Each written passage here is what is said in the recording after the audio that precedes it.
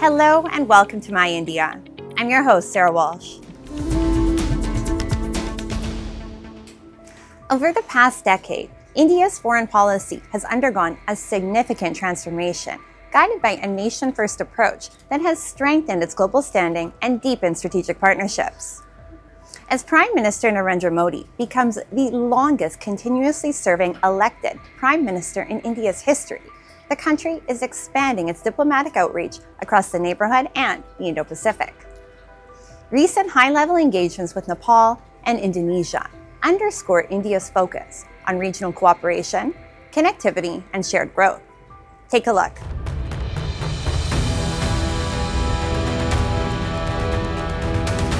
Over the past 12 years, India has transformed its global image from asking, "Why India?" to inspiring, "Why not India?" Under Prime Minister Narendra Modi, New Delhi has adopted a more confident, proactive, and strategically autonomous foreign policy, positioning itself as a key voice in global affairs. The milestone comes as India expands its diplomatic outreach with focus on connectivity, economic growth, and strategic partnerships. Reflecting this momentum, Nepal's Foreign Minister Shishir Khanal visited New Delhi on the first ministerial-level trip by Kathmandu's new government. The talks focused on connectivity, energy cooperation, and strengthening bilateral ties, with Nepal reaffirming its commitment to resolving outstanding issues through dialogue and established mechanisms. On all fronts, we've discussed very openly through open heart, and we've also discussed about solving the outstanding issues that remains between the two countries through the existing mechanisms that we have. And there are many mechanisms. So first priority is to actually activating those mechanisms. Beyond its neighborhood, India continued to deepen ties in the Indo-Pacific. External Affairs Minister S. Jaishankar and Indonesian Foreign Minister Sugiono met in New Delhi to review the growing India-Indonesia partnership. The discussions focused on regional and global developments, with both sides reaffirming their commitment to closer cooperation and stronger coordination in regional and multilateral forums, underscoring the steady momentum and ties between the two nations. Our joint commission is happening after 4 years, and I think it's important to recognize that in those 4 years, actually we made good progress in our bilateral relations. We celebrated the 75 years of establishment of our bilateral ties in 2025. We had the honor to welcome President Prabowo on his state visit and as chief guest for India's 76th Republic Day last year. When I had called on His Excellency during that visit, I very much valued the guidance provided by him on further developing our multifaceted bilateral ties.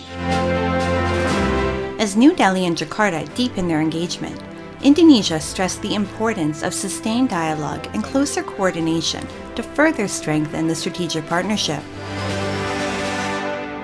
Despite of the timing, I hope that this visit will put the closeness and the deeper relations between both of our countries, and I think it is also a timely and important meeting to allow us to review on the progress of our cooperation since the last JCM we held in 2022 to address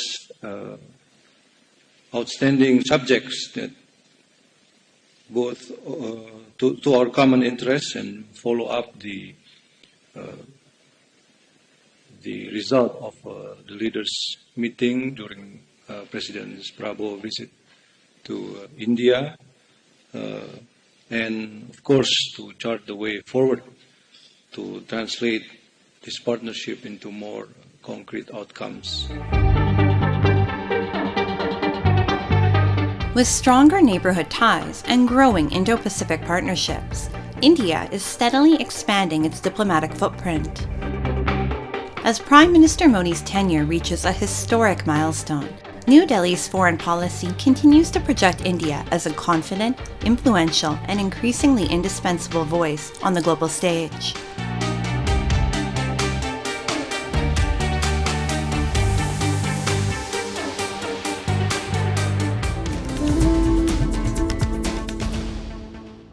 Big dreams don't always need big beginnings.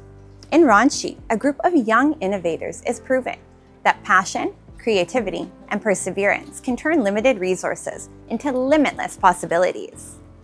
What began in a small room has evolved into an inspiring journey of aeromodeling and drone innovation, demonstrating how determination and imagination can help young minds soar to new heights.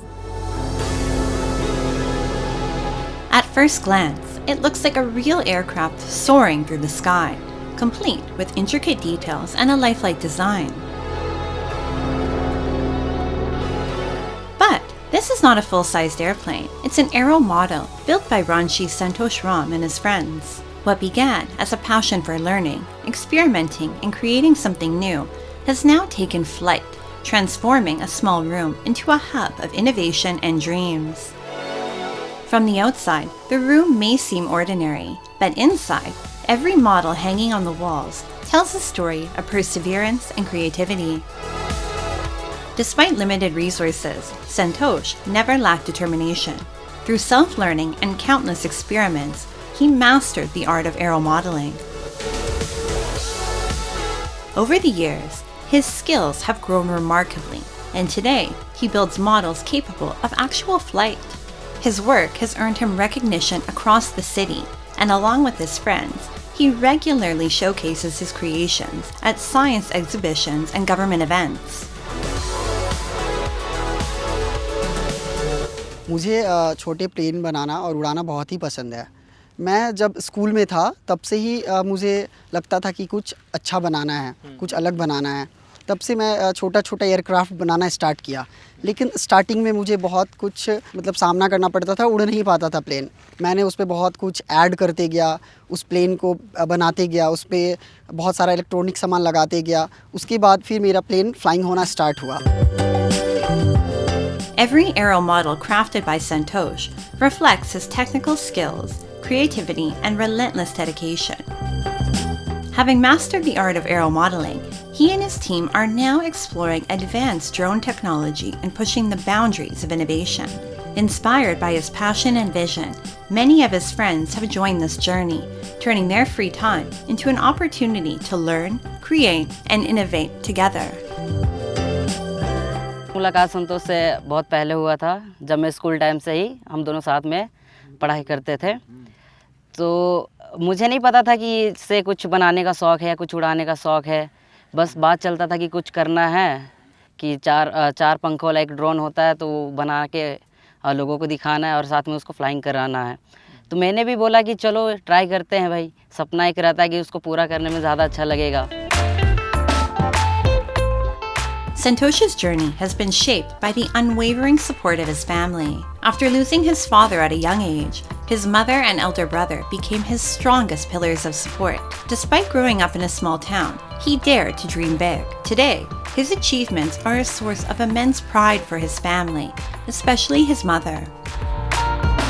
ये 7 class के आखन से ये सब करते रहा, आते रहा, बनाते रहा, अपना अपना कुछ कुछ प्रोजेक्ट सब मिलता था, वो सब बनाता था, दिखाता था। तो वही सब में आगे बढ़ते गया, सीखते गया। फिर एक दिन तैयार किया, तब मम्मी हम ये चीज़ बनाए हैं कह के बताया, उड़ा करके दिखाया, देखे सब कोई बाहर में मिल के। तो हमको भी अच्छा लगा कि चलो मेरा बेटा आगे बढ़ रहा है। Santosh's story is more than a hobby. It is a testament to the power of dreams, determination, and innovation. It shows how young minds from small towns are breaking barriers and aiming higher than ever before. With little more than a small room, a group of friends, and an unwavering passion to create, they're proving that great ideas can take flight from anywhere and inspire a brighter future.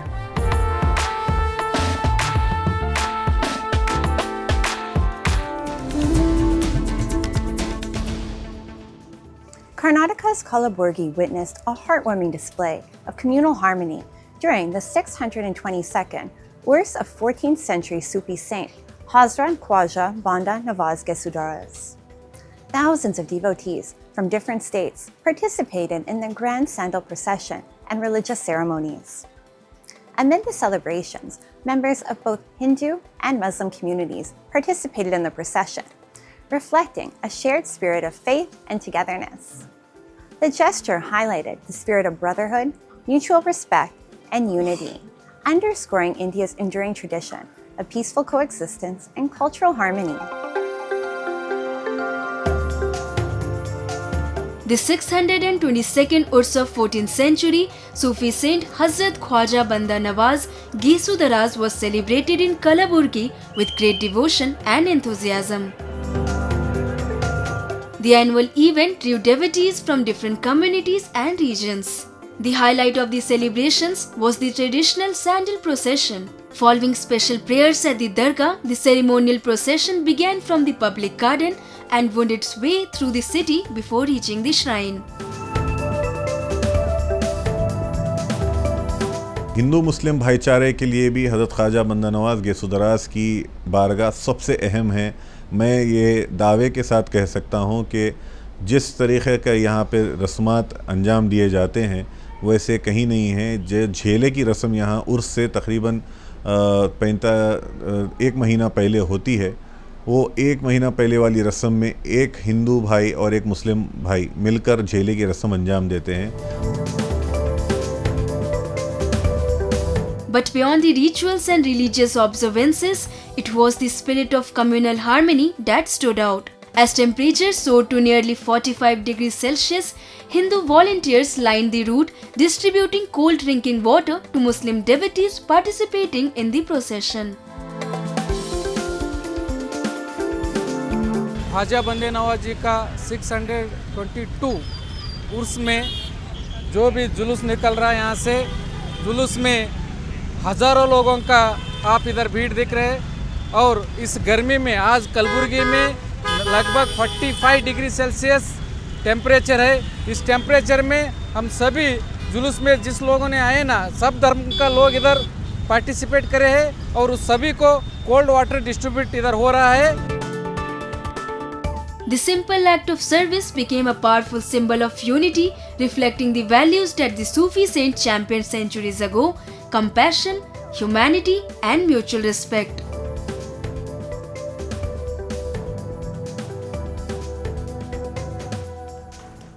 Now, let's delve into World in Focus, featuring the latest global developments and events shaping our world.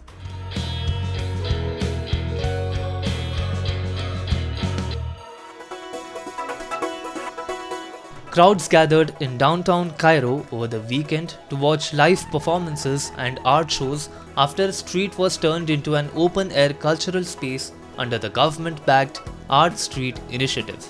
The program, launched last month, is held on Al Sharifain Street, where open-air performances take place every weekend. It features music, painting, dance, folk performances, and street acrobatics, drawing families, tourists, and young people to the area.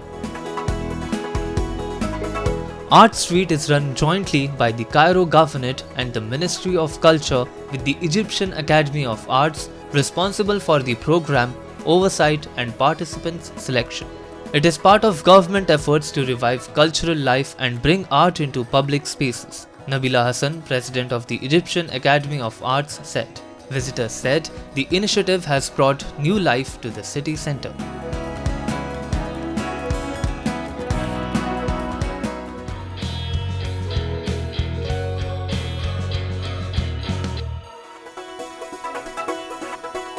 A group of indigenous Taiwanese left to paddle to the Philippines on a hand-built wooden canoe across the Bashi Channel, reviving a maritime route dormant for hundreds of years and re-establishing a lost cultural connection. The Tao people of the Taiwan's Orchid Island, sitting in the Pacific Ocean some 50 nautical miles off the southeastern county of Taitung, are closely related to the indigenous people of the Batanese Islands to the north of Philippines, Luzon.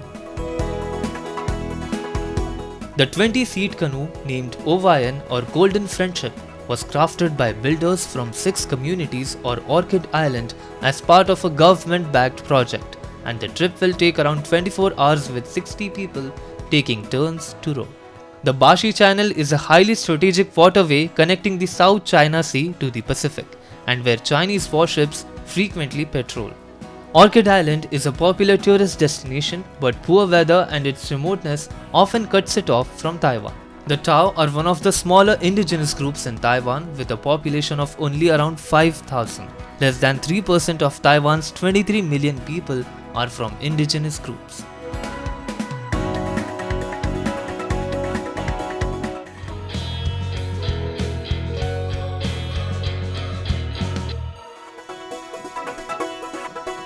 Mariachis, pre-Hispanic warriors and giant Day of the Dead figures filled one of Mexico City's main avenues as the capital staged a colorful World Cup themed parade blending football fever with Mexican tradition.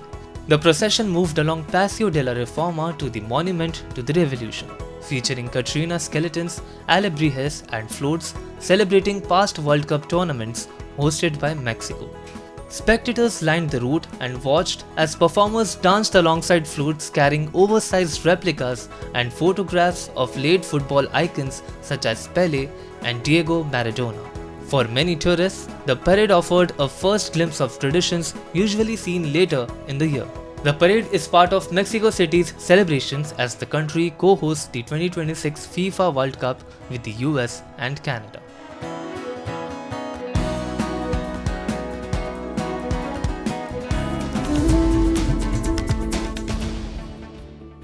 Farming today is no longer just about growing crops, it's about building global businesses. In Pune, premium Dutch roses bloom inside high-tech polyhouses before making their way to international markets. How is this region powering a multi-crore flower export industry? And what role is technology playing in this floral success story? Find out in this exclusive report.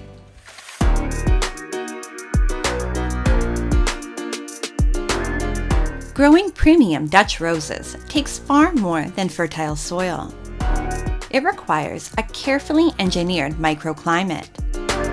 While Mauvel's pleasant weather provides the perfect foundation, the real transformation happens inside these state-of-the-art polyhouses. Here, sensors and computer-controlled systems continuously regulate temperature, humidity, and plant nutrition with remarkable precision. The result? Roses with vibrant colors, longer stems, and exceptional freshness, meeting the exacting standards of international markets and making Mauvel a rising star in the global floriculture industry. हमारे पास 22 प्रकार का variety है। ये Dutch roses का variety हमने पॉलियस में करने के बाद उसको अच्छा जो मार्केट में उनको जो फ्लावर चाहिए वो बड़ साइज चाहिए, उसका कलरिंग होना चाहिए, उसका थिकनेस बड़ा होना चाहिए, उसका नो मुड़ने वाला फ्लावर होना चाहिए। अगर उसको थिकनेस बड़ा हाइटेड फ्लावर मिल गया, मार्केट में जो फूल चाहिए वो मिल गया, वो मिलने का तरीका खाली पॉलियस में सर हो। और पॉलियस में अगर फ्लावर कंट्रोल क्लाइमेट कंट्रोल कर दिया तो हम दुनिया में जो फूल उगाते हैं सब लोग यूरोप कंट्री में जैसा गल्फ कंट्री केन्या कंट्री में उगाते हैं वो लेवल का फ्लावर हम इंडिया में दे रहे हैं और यही फ्लावर हम यूरोप कंट्री में दे रहे हैं, गल्फ कंट्री में दे रहे हैं, ऑस्ट्रेलिया जापान को दे रहे हैं।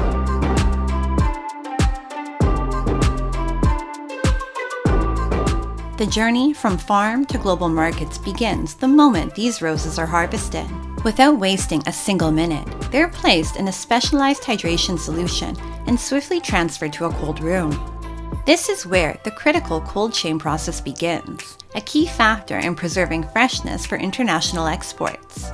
The flowers are then carefully graded based on stem length, bud size, and quality before being expertly bundled and prepared for shipment to destinations around the world. Temperature maintain करने के लिए poly house से direct packing तक उसका dispatch तक उसका पूरा temperature अपने कंट्रोल करना पड़ता है। जो फूल हार्वेस्ट होता है, हार्वेस्ट होने के बाद वो फूल पानी में रखने के बाद वो फूल ऐसे टेम्परेचर में रखते हैं हम। उसका मिनिमम टेम्परेचर 4 डिग्री, मिनिमम 4 और मैक्सिमम 6 डिग्री ऐसे टेम्परेचर में उसको हम कम से कम 12 घंटे उसको रखते हैं। उसको बोलते हैं हम प्री कूलिंग में फ्लावर रखें। वो फ्लावर अपने को 12 घंटे रखने के बाद उसको हार्डनिंग हो जाता है। उसके बाद दूसरे दिन हमने उसको प्री कूलिंग के बाद उसको हम ग्रीडिंग के लिए लेते हैं। डीलीफिंग करने के बाद उसका हम जो ग्रीडिंग रूम में लेते हैं उसमें 18 से 20 डिग्री मेंटेन करते हैं उसमें। The most remarkable aspect of this billion rupee floriculture industry is not the Dutch roses. It is the women behind them. The farms and packaging units in Marvel have created year-round employment opportunities for thousands of local people, especially women. Many who once depended on seasonal work or were confined to household responsibilities are now playing a vital role in India's growing global export ecosystem. पहले company नहीं थी तो खरीदने के लिए कुछ भी पैसा नहीं था पास में और खेत में काम एक दिन मिलता था और कंपनी में आई तो साल भर में काम रहता है। मैं यहाँ आई तो मुझे कुछ नहीं आता। यहाँ आई तो बहुत सारे चीज़ सीखने को मिला, जैसे कि स्पोर्ट निकालना, नोकल के बंच कैसे होते हैं, स्पोर्ट का बंच कैसे होते हैं, यहाँ से माल कैसे जाते हैं, माल कैसे आते हैं, वगैरह वगैरह। From high-tech polyhouses to international flower markets, Marvel's Dutch rose industry is a story of innovation, exports, and empowerment. As technology transforms farming and women drive its success, these roses are carrying the fragrance of a confident next-gen India to the world.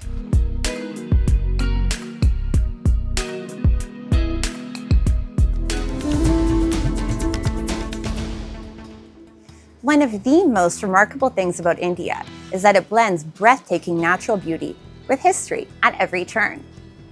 Few places reflect this better than the Andaman and Nicobar Islands.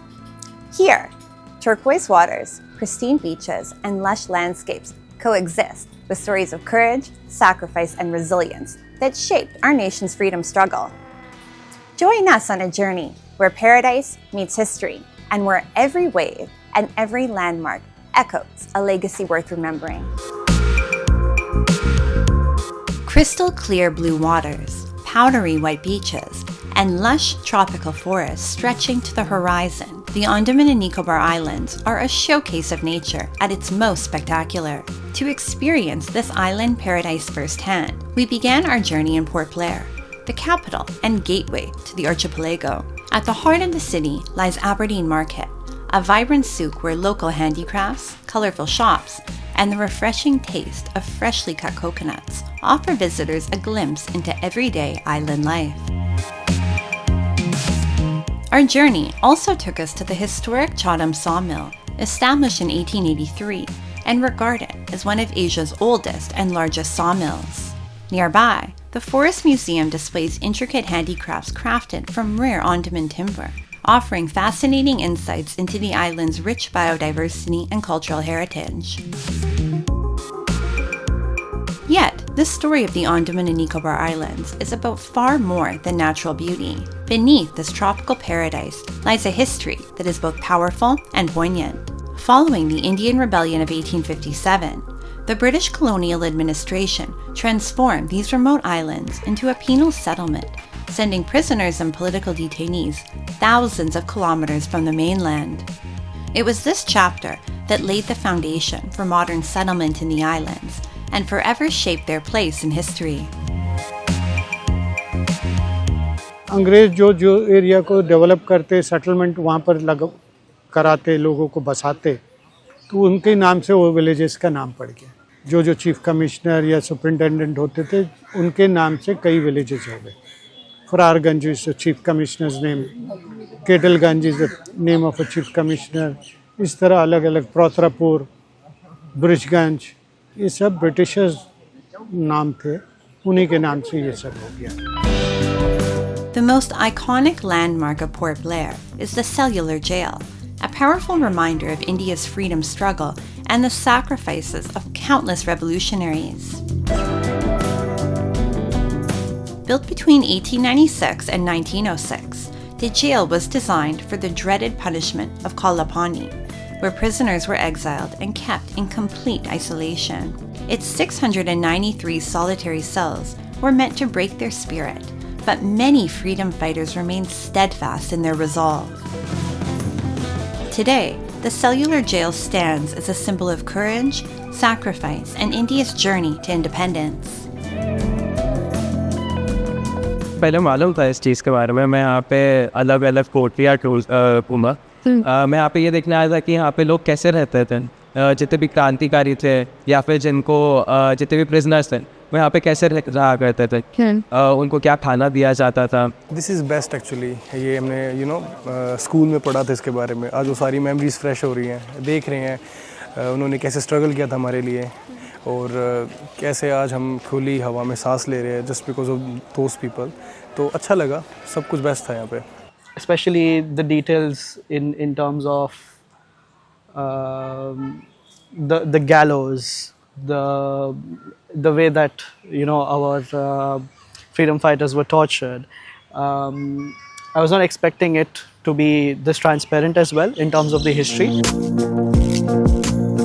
Walking through the narrow corridors and solitary cells, we arrived at perhaps the most haunting part of the cellular jail, the gallows, where many freedom fighters made the ultimate sacrifice for India's independence. A journey through the Andaman Islands is about much more than breathtaking beaches and crystal clear waters. It is a journey through history itself, where every landmark tells a story of courage and sacrifice, and every experience leaves a lasting impression long after the journey ends.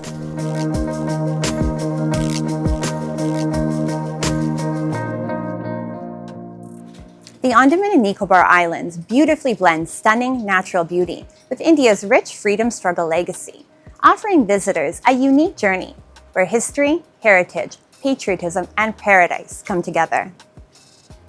And with that, we wrap up today's episode of My India. I'm your host, Sarah Walsh, and we'll see you next week at the same time. Goodbye and take care.